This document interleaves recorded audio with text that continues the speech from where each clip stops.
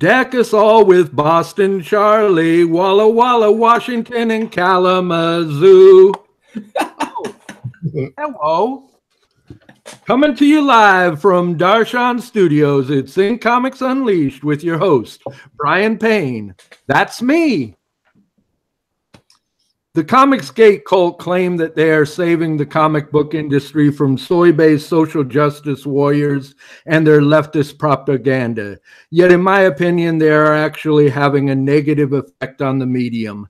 I also have to think this gang is accusing their enemy, those pesky SJWs, of that which they are guilty of as well. They continually claim they want to be left alone to do their own thing, but it seems to me as if they continue to stir the shit just to keep the social media focus upon them. I'm all for comic creators doing their own thing, and I'm not a huge fan of the big two. Yet, in my opinion, Comicsgate is being monetized and used to create a brand name by a select group of career opportunists. I've also seen a lot of silly stuff receiving ridiculous amounts of crowdfunding, so I don't believe that alone carries much, if any, weight.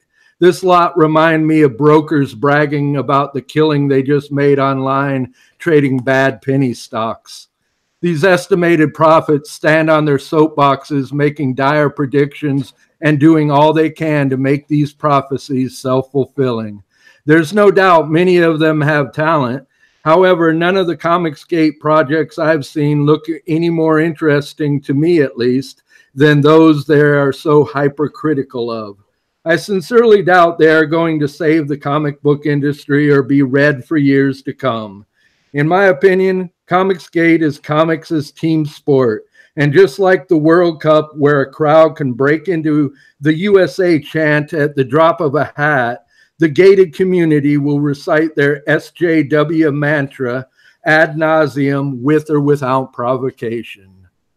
Now that my own opinions on this subject are officially a matter of public record, let us slam that gate and lock it.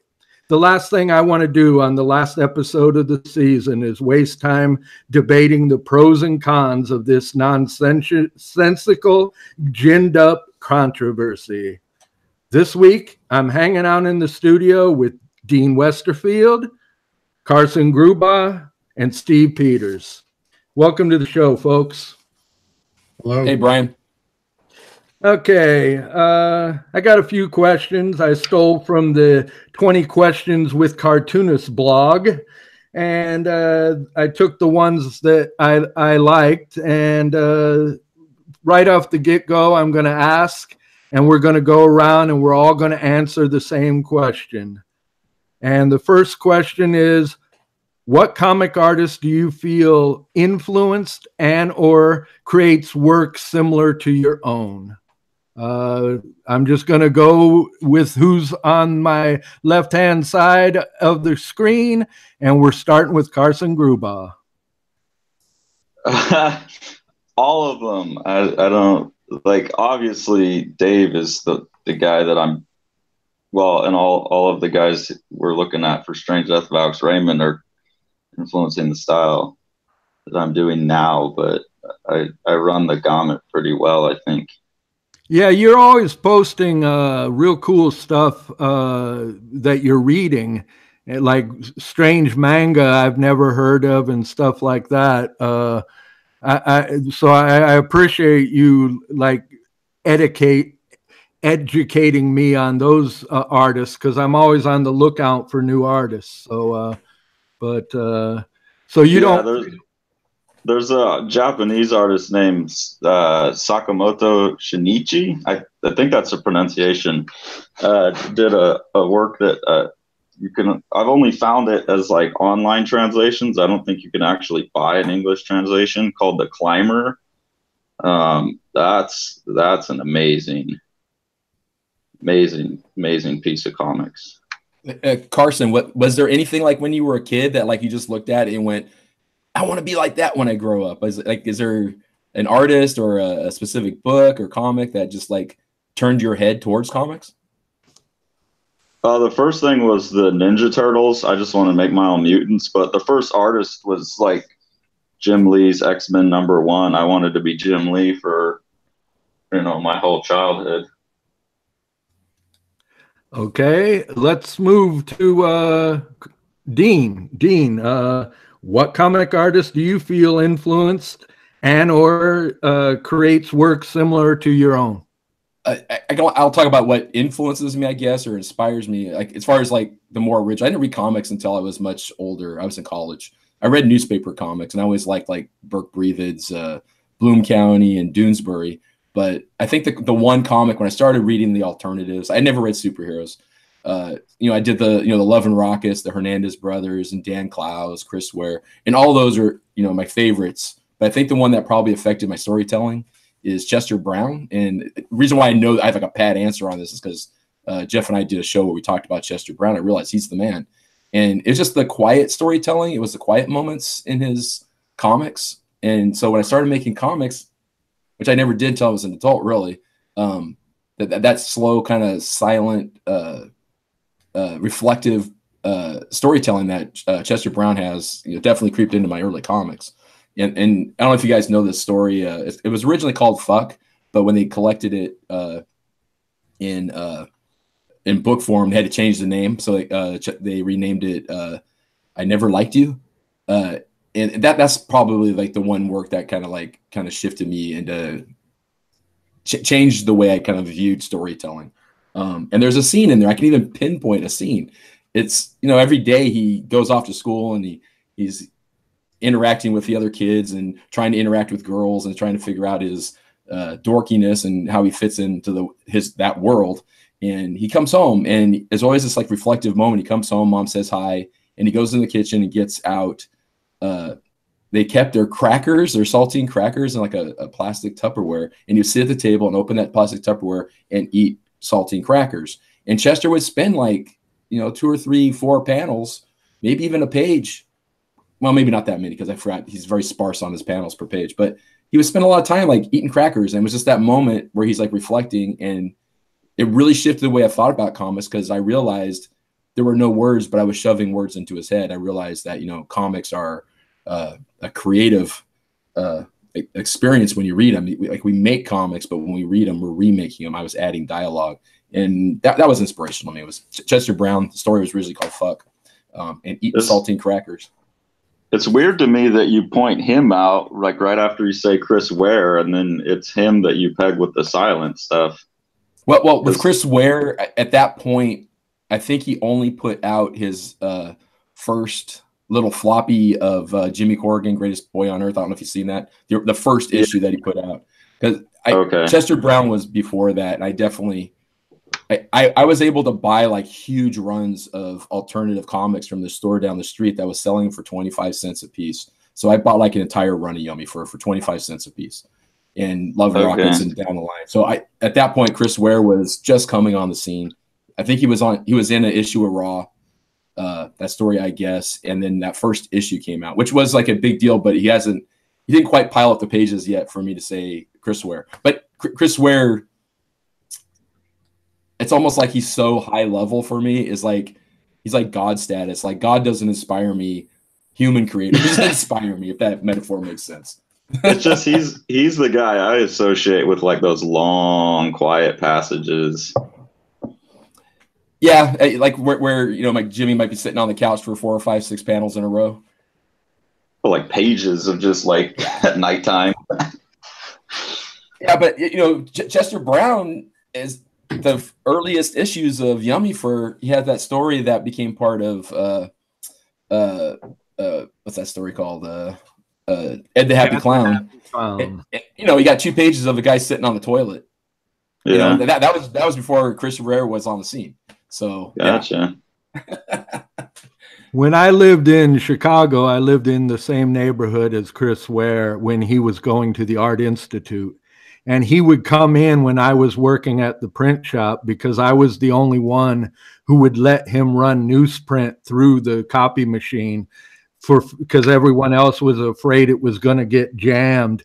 But I was like, I'm letting him, if I lose my job, I lose my job. But he would run a lot of the stuff of Quimby the Mouse was being done. He did at that time. and he would throw away the bad copies, and I would go keep them. And I once went to a signing at the original Quimby's comic shop before they moved to their other location, and had him sign one. And he drew the potato guy and wrote, "Thanks for saving my garbage." But you furthered his career by allowing him to run newsprint through a Xerox machine. Well, you are the man. You saved comics world. Well, he used to do those newsprint. He would print out newsprint pages.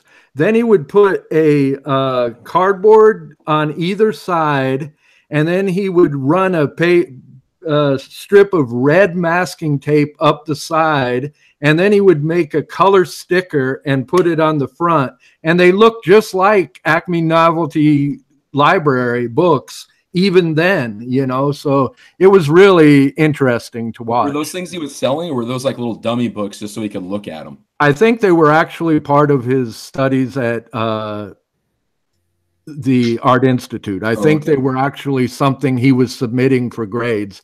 That was just what I thought.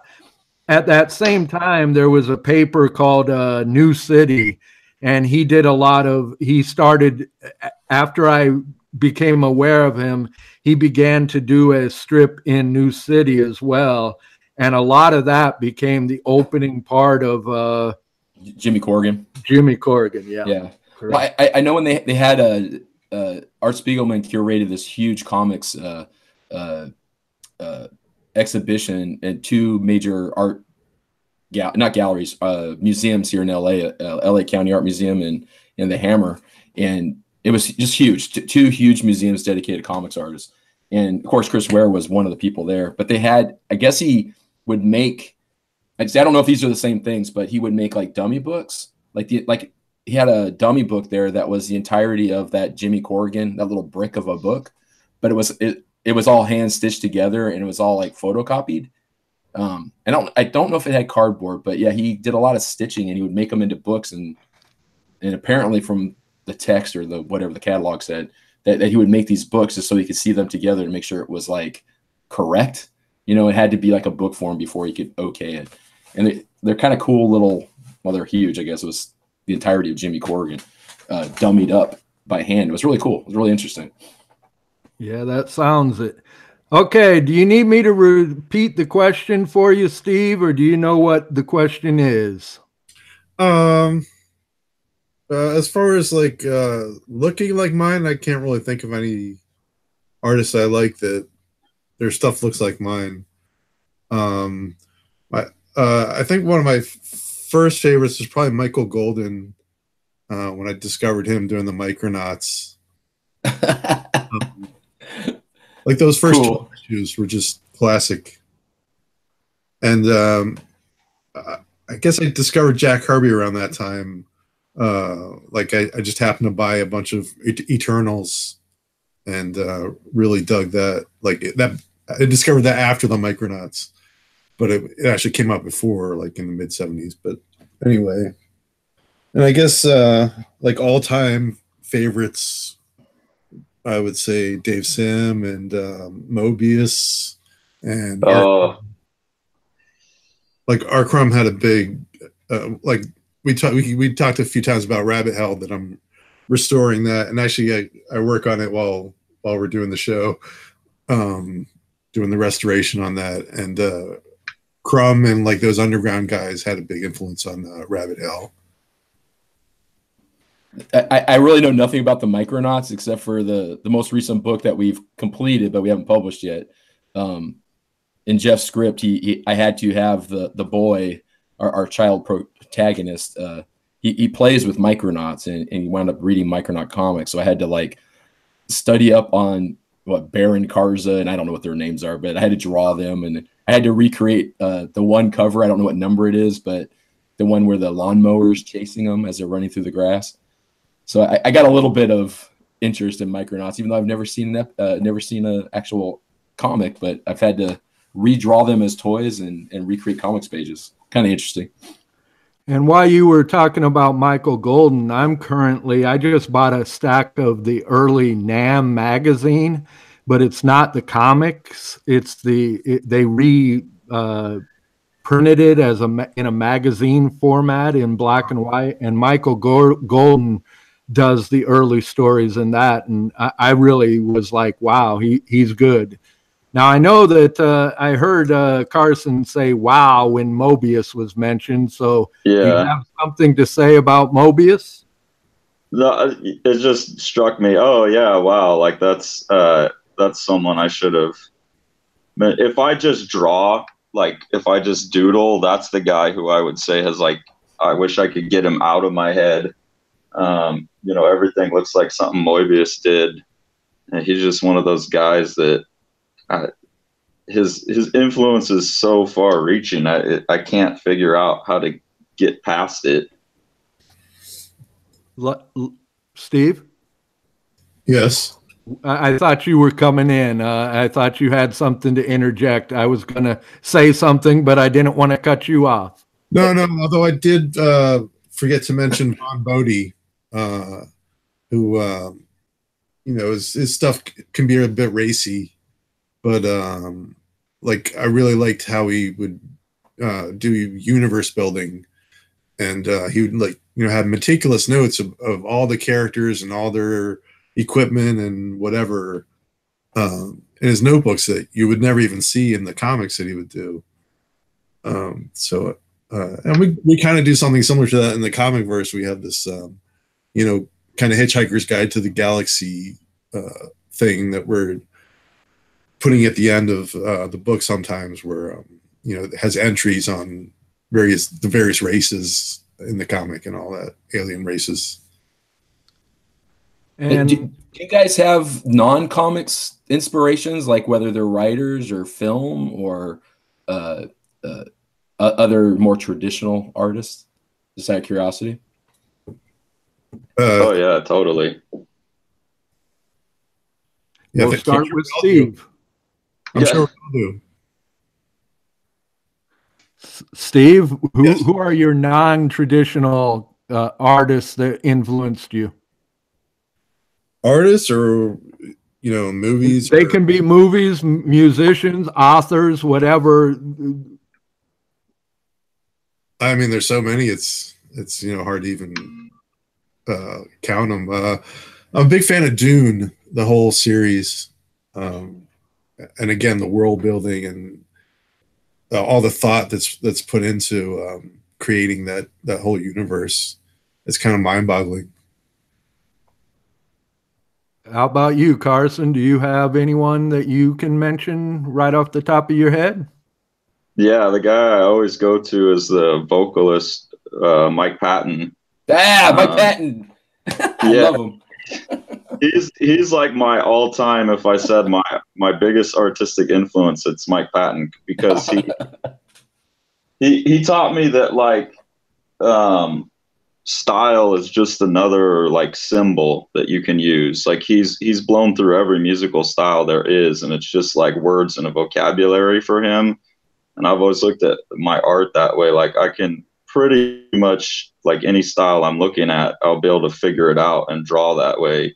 So I don't necessarily have a natural style. I have like, it's the chameleon nature of Mike Patton that I associate with most. That's really cool that you're using like non-visual on, you know, on top of that. That's cool. Yeah. It's an attitude. How about you, Dean? Probably film, I think, just visually. On the visual level, it's probably film. Like Michelangelo Antonioni, the way he visually tells stories, I think has somewhat of an influence. Structurally, I think Fellini sometimes, like 8.5, as far as the way we tell stories, that we don't necessarily have to have a beginning, middle, end, the way we tell stories. I mean, I'm an English teacher. I'm a big reader. I love reading. But, you know, my favorite authors, I don't know if they creep in or not, but, you know, Philip Roth's really big for me, and Cormac McCarthy and William Faulkner. And I think they creep in different ways. When we did Moses, you know, Jeff was scripting the whole thing. So the whole story was kind of like not mine, although I had a lot of editorial control. And, but he gave like, when Moses finally talks to maybe the God, he had just said, "Here, you have to do this." And like I had to create Moses talking to maybe the God. And if you read those pages, it's just like I was just like channeling Cormac McCarthy, and so I don't know. It's definitely visual for me. It's movies. You'll see peppered throughout all my comics. Just I'll lift compositions. I'll put some John Ford composition in there, or whatever. It's mostly visuals film. I've got a pretty big film knowledge, and that's probably the biggest one. And I like swiping panels from comics as well. For me, it would have been when I was a kid. I loved those Leonardo's sketchbooks. When I'd see pages from that, I was like, "This is the coolest." But then also, I read a book called Homer Price. I'm probably dating myself here, but the author also did illustrations, and they had a pencil feel to them, and I also loved them a lot as a kid. Like Dean, I didn't start reading comics as a kid.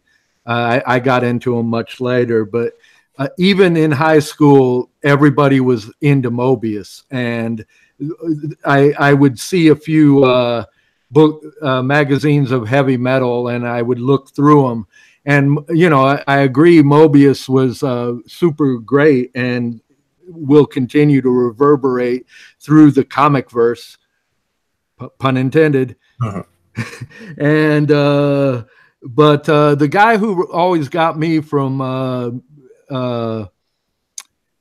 heavy metal was Matt Howarth, who did the Post Brothers, and he did some stories in heavy metal, and those were the first ones that really caught my eye, that I was like, I really like this guy. But again, I didn't get into comics. The guy who I really followed as a newspaper strip was Bill Griffith's Zippy. I originally saw it in the Chicago Reader, and then when I was living in Denver, it was actually in the daily paper, and I used to follow that religiously. I used to actually cut out strips and keep them. And that was a big early influence, but again, not when I was drawing comics. I've said before, Gary Spencer Millage and Glenn Brewer, but the thing I can really point to is P. Craig Russell, and especially when he was inking Ditko's Rom comic. There was something about that clean line, the combination of Ditko and P. Craig Russell's inks, that really appealed to me. But it was those guys in Wicker Park that got me thinking I'm going to draw comics. I mean, not only was Chris Ware a customer, but so was Dan Klaus. And he used to come in and he would have, I would make copies of his originals. I actually made the copies that he did the color guides for the story My Suicide and a couple covers. And him, Terry Laban, and Gary Lieb used to come in. They would drink coffee at Earwax, which was directly across the street from the print shop that I worked at. And they would bring these 8.5 by 11 jam comics that were one pagers, where they would pass them around while they were drinking coffee and make a couple each night. Then they would come over and have me run a few copies of them every night. And I would always make me an extra one. Eventually they caught on to that I was stealing them, and they said, make one for yourself. So that's nice. Gary Lieb was particularly good. He showed me how they were done and the folding technique and how to cut them. So my earliest comics were actually those one pagers, and I'm still doing them today, even now. And I've made hundreds of them. Are you referring to those the little origami comics? Correct. Oh, they got to do that. That's cool. Yeah, Gary Lieb taught me how to do that, and they used to make them. I've got tons of theirs. That I've even got some that I never made that are still just flat sheets. But and when I left Denver, I got a postcard from Dan Klaus saying, "Where are you? What are you doing in Denver? You're our official mini comic printer. The new guy just doesn't cut it." So, you know, I always took that as a badge of honor that I was considered crucial to the process. But it's really cool. Those were my early influences, and they're the ones that, you know, I never really saw actual comic pages till I was doing the copies for Dan Klaus, and I saw, okay, it's this size, it's this way, and his pages were immaculate. I mean, they were as clean as can be. It just was like unbelievable, and I was like, I'm going to try this. And at that time, I was in a rock band, and when we broke up, I immediately started doing a comic strip, and that strip actually appeared in a free paper in Chicago. So the very first thing I did, other than the origami comics, was the Zinc Alloy comic strip in Free Fest Funnies. So it's rare when a guy's first strokes on a page end up in print, but I was fortunate or unfortunate. And the guy who got me that gig is in the Darshan group. He's the guy doing the Wood Zeppelin, Wayne Cousy. We need to get that guy on. He had a lot of influence in Chicago, and if not for him, I'm not sure I'd be doing comics now. Yeah, I'm absolutely fascinated by what he's doing with the toothpicks and the animation. We should get that guy on. And he does those giant ocean liners out of toothpicks too, you know? I mean, what a madman. Yeah. But anyway, we're down to 3 minutes, so that was a good conversation. I want everyone to tell us what they got planned for the new year comics-wise, starting with you, Steve. I have nothing planned except that I'll just be working on something. Okay. Comic verse continues, or is it in limbo at this point? No, comic verse is always ongoing. Okay. Peripheral projects going on as well. Music, correct? You got another Night Fright Watch CD comics in the works? Yeah. Well, there's tons of Fright Watch, more than I know what to do with, but there's also the Yes Project that's ongoing as well. Okay, well, that's good. Okay, Dean, you've got Boom. I know that, and we're all waiting for it. When's that coming out? Got to construct a cover, and yeah, we got a little bit of messing around. We got to do the cover, back cover, spine, some of the interior pages, and shuffle it off. So I don't know. Give us a few months on that one. Okay, I'm not rushing perfection. I'm not rushing perfection. Perfection. And the Ayler book at some point as well, correct? Yeah, that's ongoing. That won't be done for probably a year plus. But you do plan to publish it at some point, correct? Yes, I've got enough interest from non-comics people, music people, and local musicians. Like people saying, "When do you have a book out? Let's do a show. Let's come out. We'll come out and play for you." I was like, "Okay, I have to finish it now because I get all these cool guys to come out and play music." Okay. And how about you, Carson? I'm mostly focused on painting right now, but Dave did send me a fax yesterday talking about something else that he wants to do. I have no idea what it is, so we'll see what it is. Well, we look forward to that. That is definitely a project near and dear to my heart. I know that, anyway, I want to thank you guys for all showing up here every week and doing this show with me. It's really been good to talk to you all. And, you know, we've been Facebook friends for a long time. And now we're finally, we can put a voice to the name at least, if not the face. So that's good, I think. And this is our season finale. I want to thank everyone for listening in at home and my guests for joining me. In the immortal words of Linus Van Pelt, Just wait till next year, Charlie Brown.